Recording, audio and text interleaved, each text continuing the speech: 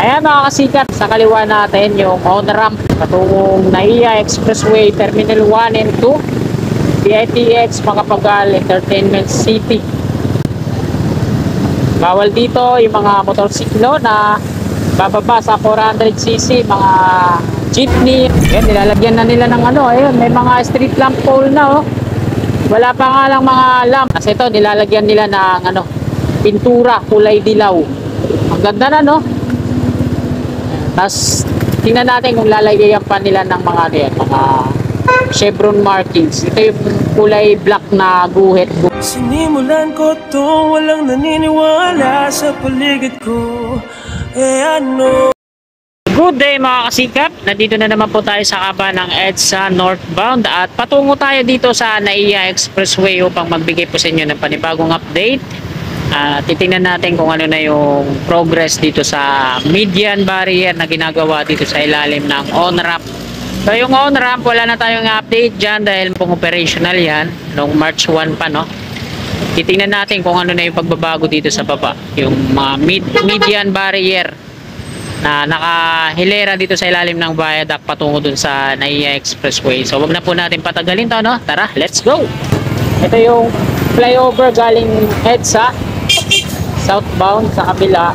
Papasok yan dito sa ano, Aurora Boulevard. Babaybayin natin to dito. Sana hindi matraffic.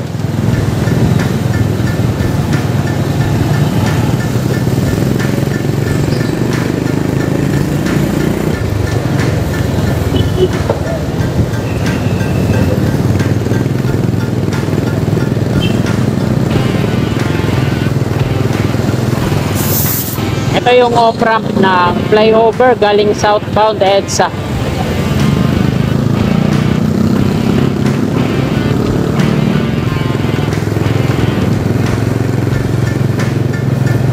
Ayan. Hindi naman gaanong matraffic ngayon. Ayan mga kasikap, ito yung sa kaliwa natin, yung on-ramp patungong NAIA Expressway Terminal 1 and 2 PITX Macapagal Entertainment City. Bawal dito yung mga motorsiklo na bababa sa 400cc, mga jeepney at mga van. Merong bantay dyan na gwardiya po yan dyan sa on-ramp. Naharang niya yung mga sakyan na bawal lumakit sa taas. Ayan, nilalagyan na nila ng ano, ayun, may mga street lamp pole na oh. Wala pa nga lang mga lamp pero meron na siyang mga ano, street lamp pole. Lagyan na no. At ito na yung median barrier sa gitna. Mula dyan sa may ano, may abutment, meron na. At diretso na yan patungo doon. So nilagyan din naman nila ng siwang dyan sa may pedestrian, daanan ng mga ano, tao. Tapos makikita natin na mababa lang siya. Dalawang patong lang po yan ng hollow blocks, yung median barrier. Tapos puro laybay na yan hanggang dun sa dulo.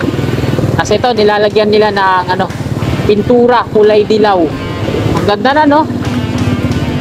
Tapos tingnan natin kung lalagyan pa nila ng mga ano yan, mga chevron markings. Ito yung kulay black na guhit no. Kasi pag ganito kulay dilaw, matik na yan, lalagyan ng kulay itim na markings, chevron markings. Ganda na dito no. Puro laybay po yan. So tuwang-tuwa yung MMDA dito pag may mga illegal parking no. Yan no. Tapos na. Wala dun sa abutment, on-ramp, lalim, hanggang dito na yan sa NAIA Expressway. Pakanan na po yan dyan, patungong NAIA Airport Road. Ang gumawa po ng mga median barrier na yan, ang Buildswell. Maintenance daw sila ng ano, San Miguel Corporation. Meron din palang mga maiksing unibridge girder. Ayan, dalawang putol lang. Ito, pakanan na po tayo. Naging open na rin dito, no? Ayos na yung pader dito sa kanan, tapos may sidewalk din, no? Lumuwag yung NAIA Airport Road pa kanan. Ito naman yung gumagawa dito, yung pader sa kanan, Arken. Under pa rin sila ng SMC, San Miguel Corporation. Tuloy-tuloy pa yung construction nila dito, naunahan pa sila ng Buildswell, no? Ito yung dulo na paggawa nila ng pader dyan. And sa pinakadulo ng road ramp. At ito, ginawa naman nila ang U-turn slot dito.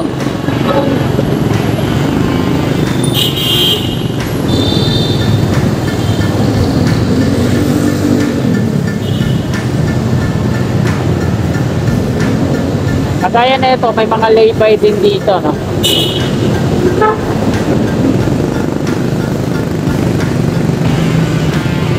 Ganda na dito. So, ayan po yung latest na update natin dito sa NAIA Expressway Extension to EDSA. Meron ng mga street lamp pole, no, sa taas ng on-ramp. Wala pang mga lamp. At dito naman sa baba, ayun yung nakita nyo. Diretso na yung mga median barrier sa gitna. Puro lay-by po yan. Diretso po tayo, doon po tayo mag-end ng ating video sa may NAIA Terminal 3. Pag kumaliwa kayo dyan, yan. Palabas ng EDSA Aurora Boulevard po yan. No? At nandito na tayo sa Andros Avenue. Philippine Airlines dito sa kanan. Ay yung mga dump truck ng gumagawa dito, no? Nagpapalawak ng drainage, nagpapalaki ng drainage dito sa Center Island yung equipment nila. Tapos na yan dito. Bali nandun sila sa unahan, malapit sa NAIA Terminal 3 parking extension yung ginagawa na nila.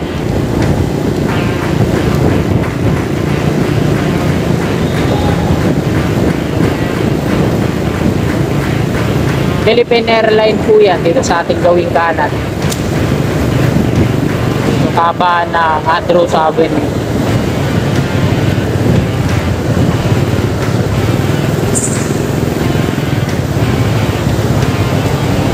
Napakalaki na ng mga drainage dito.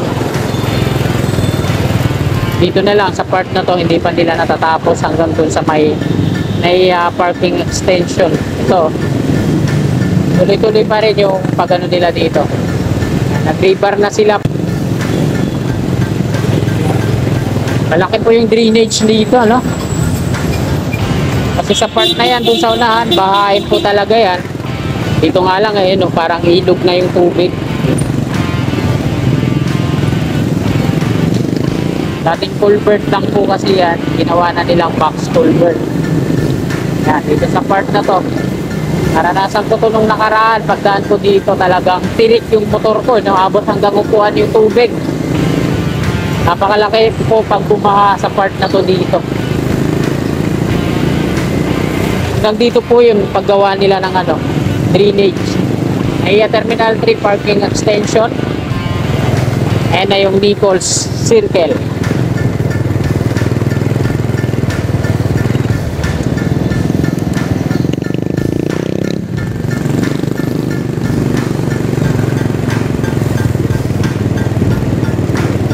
Traffic na to dito sa kanan, paakyat po yan dyan sa arrival at departure area na NAIA Terminal 3. Ayan na po yung NAIA Expressway mula Gate 3 Plaza patungong Makapagal po yan, ano?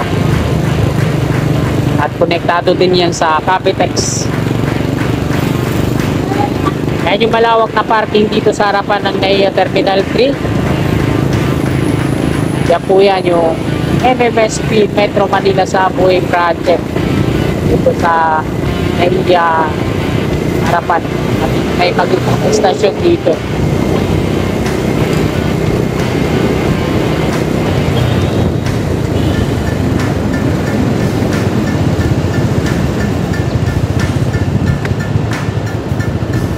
At yung modernization na gagawin dito sa Ninoy Aquino International Airport, so nakuha po ng San Miguel Corporation yan. Makalawak dito sa ilalim ng expressway. Sa mga galing dito sa Ninoy Aquino International Airport, gusto sumakay ng jeep kasi ang mahal ng taxi, tatawid lang kayo dito, dun sa kabila yung sakayan ng jeepney.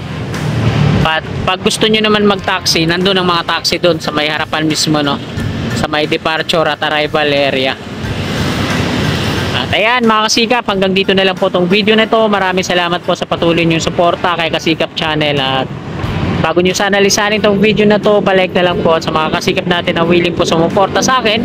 I-click lang po natin yung subscribe button dyan sa baba at yung katabi niyang bell sa kanan. I-bell all po natin para always updated po lagi tayo sa aking mga bago pang i-upload na video. Maraming salamat mga kasikap. God bless po sa ating lahat. You're my angel, angel baby, angel.